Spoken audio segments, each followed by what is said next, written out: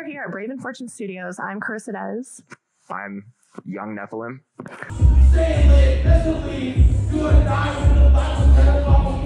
I was like, you know what? I've been here for like eons. Maybe I should just chill and feed into humanity a little bit. Tap in. We can try. Yeah. And what is this over here? Yeah. It is. Oh, okay. Okay. I was like, is this a prop? Because last time you brought a sword. So yeah. No, this time is not a prop. Yeah, we would like. Well, you know, we stray away from swords. We keep things more hidden, like nunchucks, as you've seen. Oh yeah, you did show me a nunchuck. But other than that, nah, just the steering wheel this time. So you recently you were part of a group. Right. Yes, I was. Yeah, New Gods. New Gods. That was the one. And now you're solo and doing your own thing. What's the reason why aren't you with the group anymore? The best way to put it was there was just a lot of turmoil, and I felt like things were just getting mixed up and too bad. They're obviously all doing good, which all respects to them, right? But I left, and now I view it as like, even though those people were my brothers, now it's a competition. And I mean, it's always been a competition for me. That's what music is. That's what Kendrick says.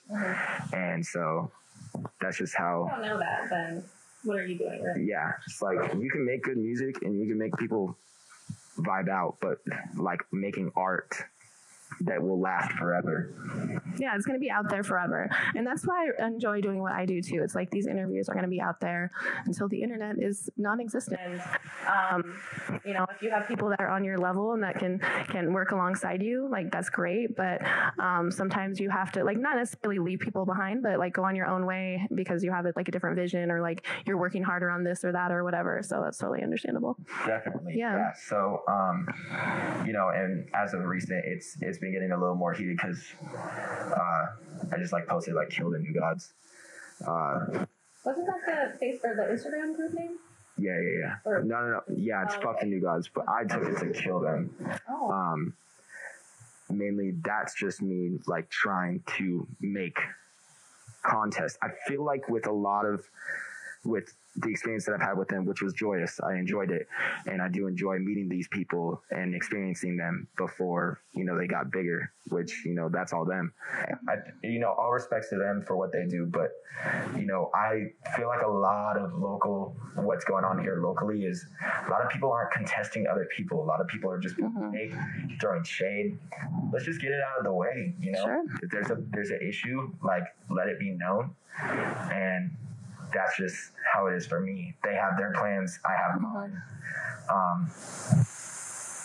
That's just how it is. And yeah. So are you guys cool on like a personal level still? You know, we'll move past that, but shout out to them. You know, they're doing good still. Yeah. Hopefully, you know, you doing that will get them to, you know, work harder, and then, you know, you guys can have some competition that is like healthy competition. Eventually.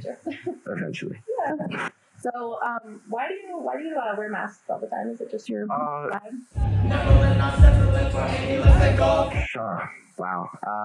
Slipknot, MF Doom, Spider-Man. Heard of them? Yeah, those guys. Those guys are iconic, right? But as you've seen, like my mask will change. I think I went to a show that Attic threw. Shout out to Attic for his homie, Big Graham. And I had a Spider-Man 2099 mask, and then before that was the purified demon mask, the white one that everybody knows. And then before that was the ski mask that had the Death Tarot card on it. Oh, okay, yeah, I remember. And now we got this one, and this one's Oni, but it's with my colors, and green is usually like the color of love or like self-love, like in chakra. It's also a good color in general. Your third eye. Yeah, exactly. So green's my favorite color because, you know, I like turtles, I like plants, and I love money. Turtles. So like Oni are like demons or spirits, I should say, of like revenge in Japanese folklore. Like they're like the vengeful spirits. Okay. So that's kind of like that's where you're at right now. That's your vibe right now. It'll probably change. You know, I also did a black Spider-Man costume for like the day before Halloween and the day of Halloween. And those two shows were Like one was one was like super cool. It was at Rainbow City. Shouts out to Rainbow City. So is your face just like hideous under there? Like if I pulled it off, what if I just pulled it off right now? What would you do if I'm not going to? But what would you do if I just like yanked it off? I'd probably slap. But I mean, no, because you're a woman, but like if like a man did it, like my theory was to like punch, grab my mask, leave. That's it. It's just like a disrespect, it's a respect thing. I think that's why I've definitely had like I'm very patient with people, but I've had like a drunk guy back when I first started. I'm sure. He came up to me, he's like, "Yo, let me see your face. Like I don't do this," and I'm like, "All right, you don't gotta talk to me." Yeah, I think that's your problem. Trying to talk to me, and like he came up to me and like tried to take off my mask, and I was like, "Whoa, what are you doing?" Like I was ready, but he walked away. So you didn't have to unleash the beast on him. I didn't have to see bad. But it's more of like just I'm like Batman doesn't see himself as Bruce Wayne when he's Batman. See himself as Batman. That's the same for me. Sure. This is young Nephilim, whether I'm wearing it or not. This is. Do you see yourself more like that? Because I feel like Batman, does go into like a different mode when he's not, in his outfit, costume, whatever. Do you like? I would say so. Yeah. When there's nothing more free than feeling like. Because people do it all the time in real life. Yeah. They wear masks, they fake. And I feel like that's with everybody whenever they're going through something or they're trying to be confident for an interview, they become a different person. I mean, you can't lie about that. You can't tell me that, first interview, I'm going to dress up nice, change my hair, shave, whatever you do. Guy or girl, and you go to an interview and you go like a job interview, right? You show up early, and then you're like 2 weeks into the job, and you're like, man, I feel like coming in late. I'm not gonna do my hair today. Yeah, just things like that. So everybody wears a mask. It's just especially people who perform on stage too. Yeah, it's like a persona thing. Yeah, that's another thing I've actually been noticing since I started wearing. When I started wearing the Purified Demon mask, I noticed a lot of other people were starting to wear masks. Like ski masks, didn't they? I feel like they started around, the time that like COVID came about, like in 2020, would you say? So I'm wondering if it's related to that or like where that even came from. I wouldn't. Maybe it was popular before that. I wouldn't say so because there's an artist, Little Toenail. He's been doing it since. Actually, did you tell? You might have told me about that guy, but yeah. I told you that I said that in like the first interview. Like I will always bring him up. Little Toenail, shout out. Yeah, shout out Little Toenail. He definitely was like another person. I was like, he's more hardcore than like Doom or like his music is more hardcore. Yeah. Okay. Definitely. Scarlord also does, but he wears like a half mask instead. Okay.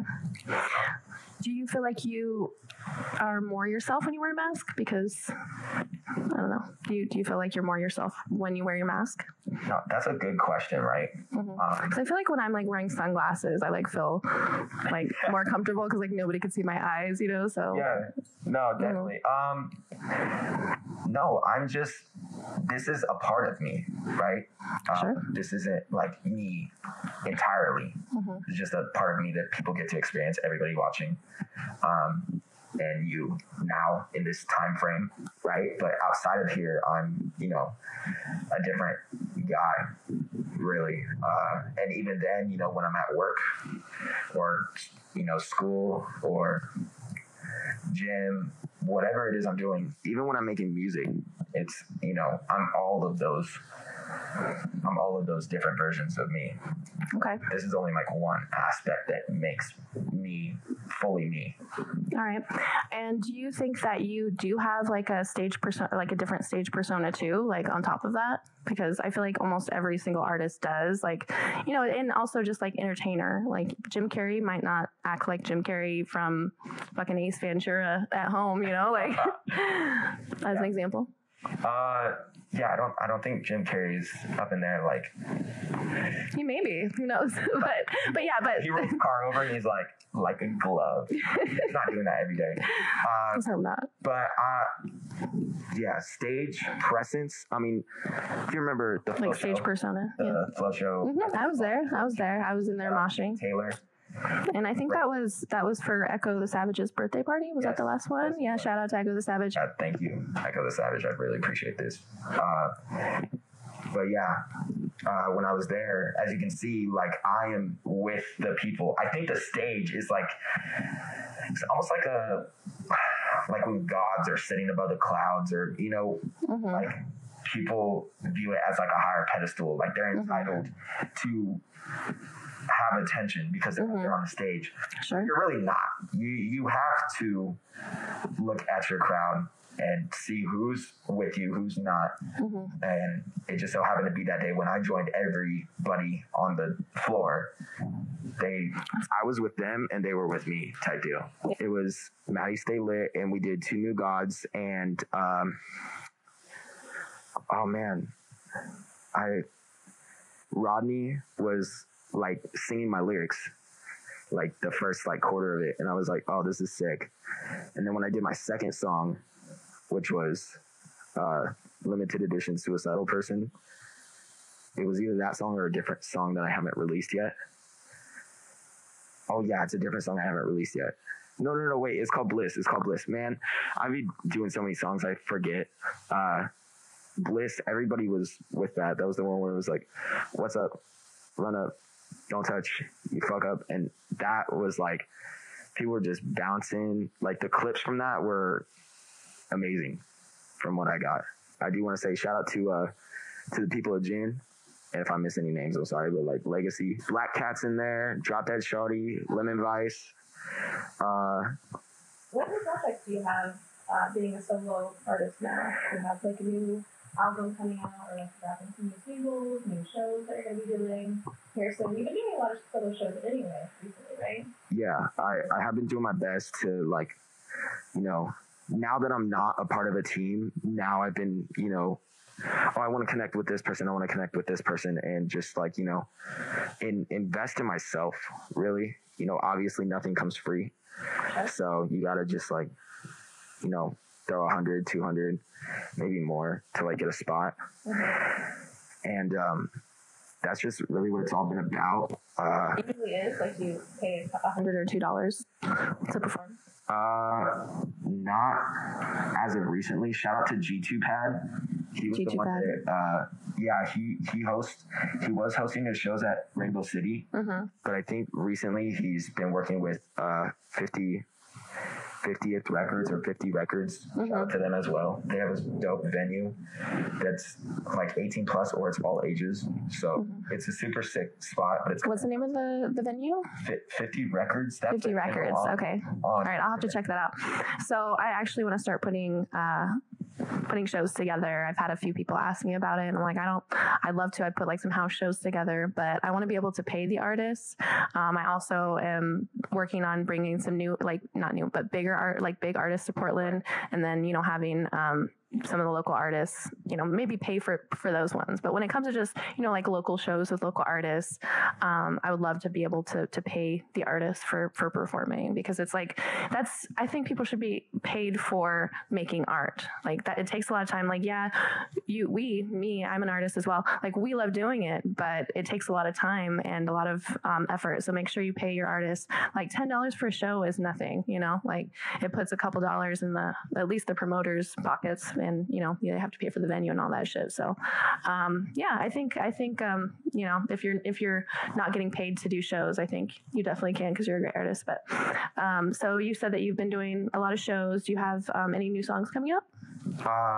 So for me, you know, I'm on those Batman, Spider-Man vibes. I like to keep things low key, but I will say that I am working with many great artists, and I have one like smaller artist.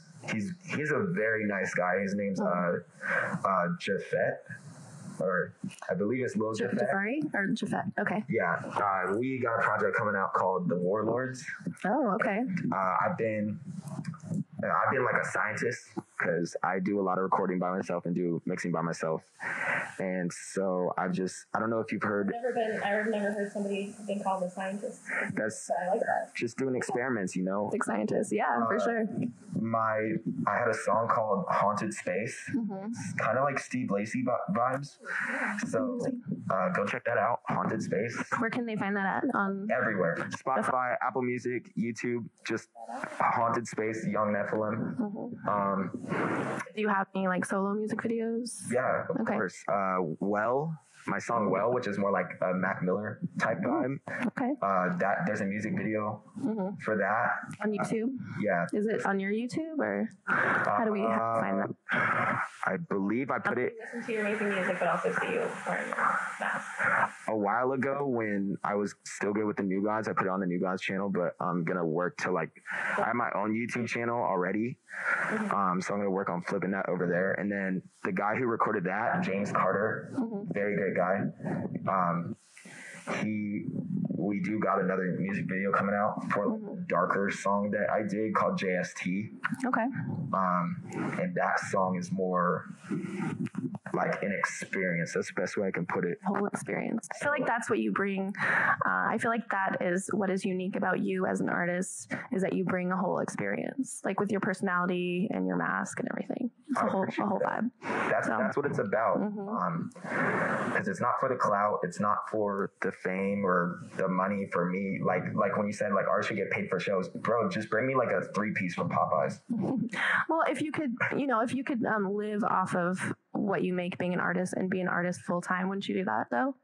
If like you didn't have to have a day job or whatever, you can just like tour and make your music and be able to buy Popeyes every day. Right. Isn't that the dream? I feel like for a lot of people, that's my dream anyway, is like doing what I love and just like not having to worry about money and being able to help the community, like I said. So yeah, for me, it's there's a lot for me personally. I think the first thing is to, financial freedom. Like when I have kids, pay for their college. They don't gotta worry about anything. Just gotta pass and it'll be fine. Your kid's gonna be wearing masks too. out the womb. Yes. Yeah. They'll hop out and they'll, do the tiny mask ready. Dance in a mask. They'll be wait for that. But that, and then also like being able to give back to my community. Shane Taylor is doing that, but I want to go beyond that. I know. Shout out to Shane Taylor. He's given food to the homeless, to the houseless community, and also he throws the Flow Show, which is like a lot of local artists doing their thing on stage. But exactly, and for me, like that's great. Not gonna lie, but I want to be able to like help get them like to rehab or like reconnect, because I know like that stuff can be really dark. I've had problem in the music community and the community in general. I've had friends drug problem. I've lost friends because of that. I had a friend who like just couldn't stop stealing and had to get their fix and all sorts of stuff. So I definitely know what that's like, and I don't see them lower than me. I honestly just see them as like they're do these things. I know they're doing it to escape whatever reality or pain they're facing. It's hard to face struggle and suffering. A lot of people can't do it. I enjoy it. I'm like, yo, bring on suffering, bring on a loss, because during those moments you really change. You like you change, you evolve, you learn new things, you try something different. As it's like you fall down 10 times, but you've gotten up 11 times. That really matters. Yeah, and like I've been saying a lot lately, successful people are constantly failing because they get back up and they try something different and use that as a learning experience. But some people fall and they don't get up, and then they stay in that spot. They stay falling in that fallen spot. So so keep striving. Keep striving. Forever. And what kind of music would you say that you make? Because you said that you're a scientist and you make a lot. And I asked you this last time too. And a lot of times artists get annoyed by it too, because they're like, I don't know. But it's kind of like I don't know. I guess I would say like a mix between, like maybe you would say like experimental or something like that. I would just blatantly say like underground. Underground. Because All right. a lot of things come from the underground. MF Doom coming from the underground. MF Doom was, I believe he was considered underground for a while because, you know, he has that underground sound for sure. Yeah, a lot of people like saw, oh, he has like 1 million followers, and then Steve Lacy has 3.2. Even though Steve Lacy like started like, he had the Project Red, which had like Ride and Blood on it, which are like really hot songs. Suicide Boys are underground, but you've seen that they're capable of doing like they're able to do melodies, they're able to do like really hardcore screamo if they wanted to. X was underground too. That's what I was going to talk about. We talk about how you're a big fan of XXXTentacion and how XXXTentacion and how I told you I used to call him Extension. Yeah. Yeah, that's embarrassing, but you know, but he was considered underground, I think, even, you know, to this day, but he's wildly popular and famous, and he definitely like he didn't really have like one genre that he stayed in. He kind of just made whatever the fuck he wanted, whatever sounded good that day. Exactly. So. And that's how he drew in like so many people. He started off really aggressive, and that's what people wanted. Like people wanted major energy. People want to be surprised too. And then he switched up, and he expressed his feelings. He expressed like what he went through, and everybody was like eating that up too. Yeah. Just recognize like if I'm just myself and who I am, then you know the genuine people will come. Yeah, people can see right through the fake shit. So, and I know personally, like I love artists, musicians or otherwise, who are just, you could tell that that's just who they are. Like they just put their personality out there, and that's what he did. But like I said, people also like to be surprised. Like don't stay stagnant, because I think, you know, people are like, oh wow, he's, you know, it's like this underground hip hop, he's so hard, whatever, and then he's like, boom, switching it up, and they're like, wow, I didn't know there was that side to you. Okay, and then also like I think widens your audience too if you can like hit all those different genres with your music. But yeah, so what is going to be kind of like the sound of the next music that comes out from you, and like your next album, like future album? What do you think is like kind of like the vibe and the sound of it? Well, people don't really notice this, but I tend to like drop hints. I notice. But I will tell you my current artists in rotation. I got Ice Cube in current rotation. Ice Cube? Yeah, Ice Cube. Okay. You know NWA? Yeah. Of course. A lot of his stuff. Flip-flopping through Tupac, and then of course revisiting Kendrick Lamar. And we got some Central C in there as well. And he's I forget what that style is called. I just got deja vu right now. Oh, that's crazy. But you know, more like a kind of old school hip hop kind of style. West Coast, say definitely.